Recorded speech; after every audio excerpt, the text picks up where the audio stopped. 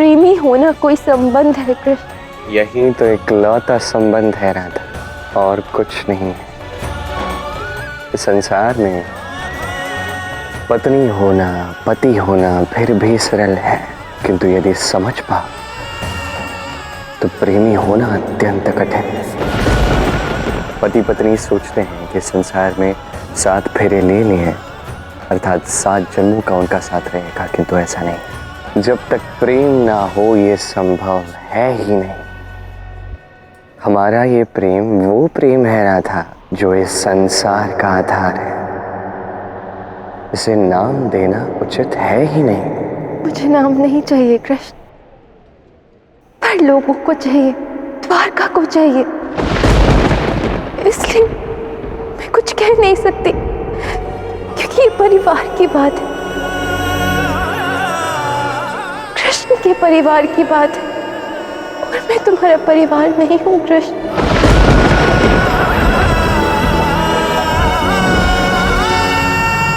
तुम मेरा परिवार नहीं तो क्या? तुम्हारा स्थान उससे कहीं अधिक ऊंचा, कहीं अधिक बड़ा, कहीं अधिक पवित्र है। राधा, तुम कितनी महान हो, कितनी दिव्य हो, ये संसार समझ नहीं पाता, और संसार जिसे समझ नहीं पाता उससे बस भयभीत रहता है। राधा कौन है ये संसार एक दिन अवश्य जानेगा। तुम्हें दुखी होने की आवश्यकता नहीं है, बस अब मेरे साथ चलो।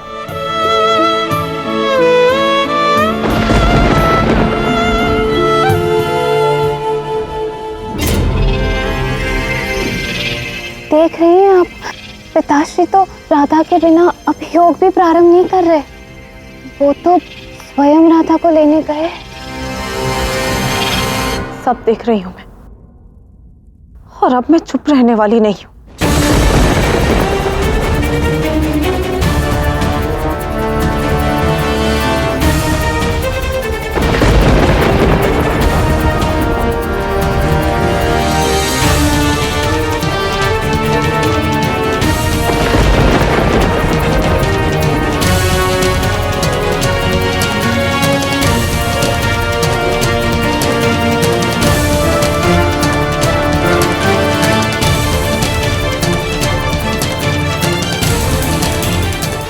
अभियोग आरंभ करते हैं। साम पर लगे सभी आरोपों से हम सभी अवगत हैं। अब केवल साक्ष्य सबके सामने रखना शेष, और सबसे पहला साक्ष्य होगा कुमार अनिरुद्ध।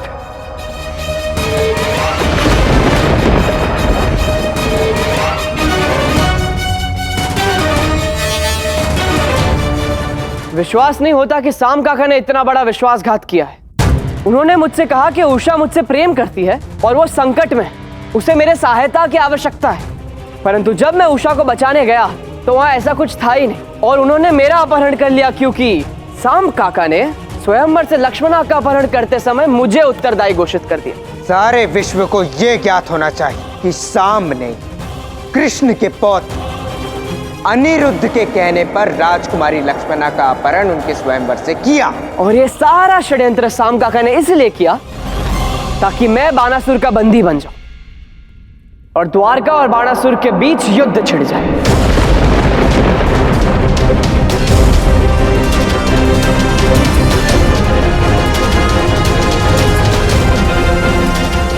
धन्यवाद अनिरुद्ध। प्रद्युम्न, अब तुम्हारी बारी। साम वहां पिताश्री के अस्त्र लेकर आया था, और उसने हम सभी को ऐसा प्रतीत करवाया जैसे उसके और बाणासुर के मध्य भयंकर युद्ध हुआ, जबकि ऐसा कुछ नहीं हुआ। और जब उषा ने हमको बंदी गृह से निकालने की चेष्टा की तो साम ने स्वयं जाकर बाणासुर को यह बता दिया, और हमें फिर से बंदी बना लिया गया।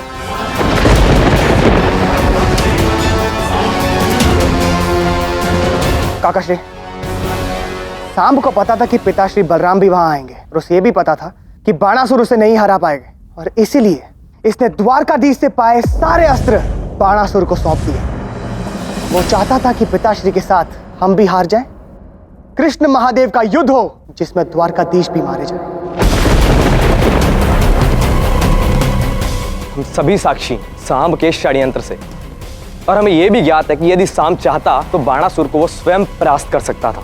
परंतु उसने ऐसा नहीं किया। उसने अपने भाइयों को और अपने ही पिता को विवश किया बाणासुर से युद्ध करने के लिए। अब जब सारे साक्ष्य सांब के विरुद्ध है तो यह सिद्ध होता है कि सांब एक देशद्रोही है जिसका दंड इसे मिलना ही चाहिए।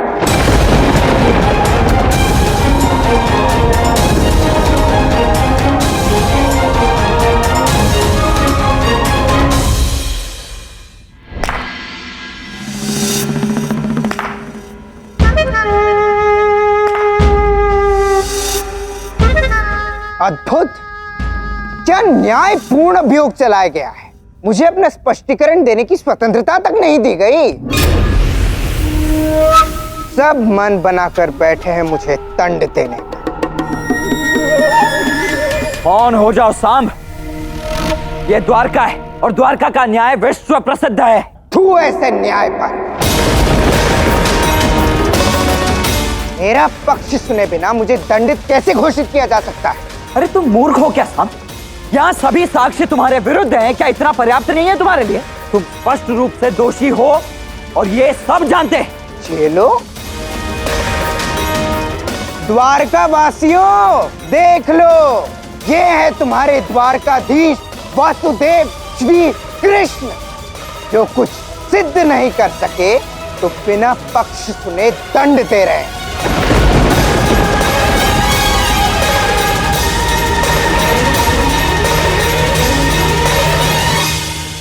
साम साम साम क्या करे तुम्हारा?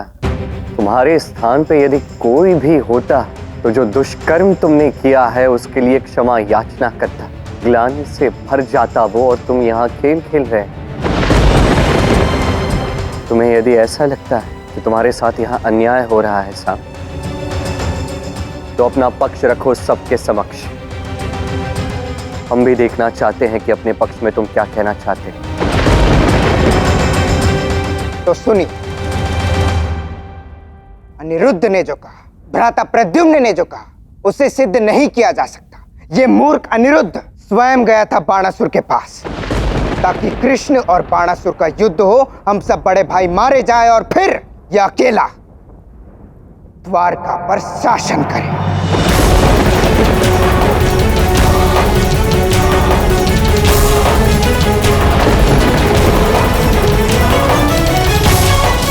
ये दुस्साहसी कुछ भी कह रहा है। झूठ कह रहे हैं सांब काका। हाँ, मेरा पुत्र कभी ऐसा कर ही नहीं सकता। तो क्या मेरा पुत्र झूठ बोल रहा है? जाम्बवती, आप मौन रहिए। साम, तुम स्वयं भली भांति जानते हो तुम अवसर के पात्र भी नहीं, किंतु फिर भी तुम्हें एक अवसर दिया है अपना पक्ष रखने का, इस सभा को भटकाने का नहीं। यदि इस सभा को भटकाने का प्रयास करोगे तो तुम्हारे लिए शुभ नहीं होगा। अच्छा, बात नहीं बनी तो आप धमकी दे रहे हैं? भ्राता प्रद्युम्न, आप क्या कह रहे थे कि मैं बाणासुर से लड़ा नहीं, उसे कृष्ण अस्त्र दे दिए। क्या आपने मुझे ये करते हुए देखा?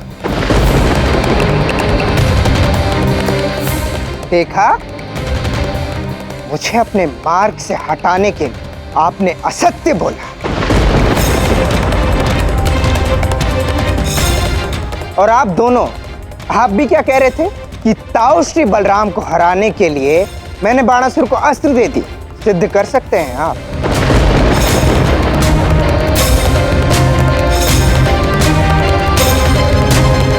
हाँ, तो भ्राता प्रद्युम्न, आपने एक और बात कही थी ना कि उषा जब हम सबको भगा रही थी, मैंने आप सबको पकड़वाया, बाणासुर को सूचना दी। बताइए, है कोई साक्ष्य? नहीं ना?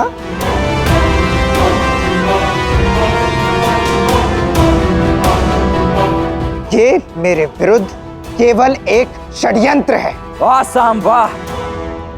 स्वयं के अपराधों को छिपाने के लिए, स्वयं को बचाने के लिए समस्त यदुकुल पर ही आरोप लगा बैठे तुम, हैं?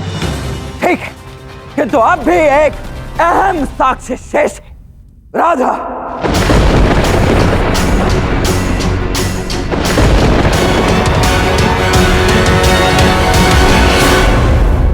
राधा के विषय में एक बात तो स्पष्ट है कि जब बात द्वारकाधीश की हो, द्वारका के भविष्य की हो, राधा मिथ्या कभी नहीं बोलती। इसीलिए अब जो राधा बोलेगी वो ही सत्य होगा।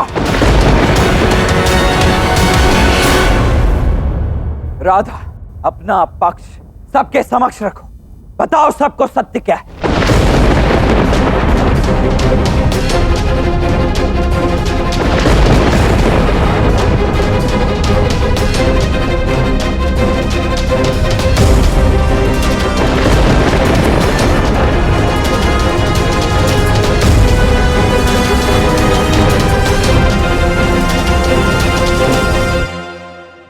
ये हमारा पारिवारिक विषय है और इसमें तुम कुछ ना बोलो तो तुम्हारे लिए अच्छा होगा। तुम मेरा परिवार नहीं तो क्या, तुम्हारा स्थान उससे कहीं अधिक ऊंचा, कहीं अधिक बड़ा, कहीं अधिक पवित्र है। यदि इस अभियोजन में तुमने कुछ भी कहा तो परिणाम उचित नहीं होगा राधा। मैं तुमसे अधिक विश्वास किसी पर नहीं रख पाता।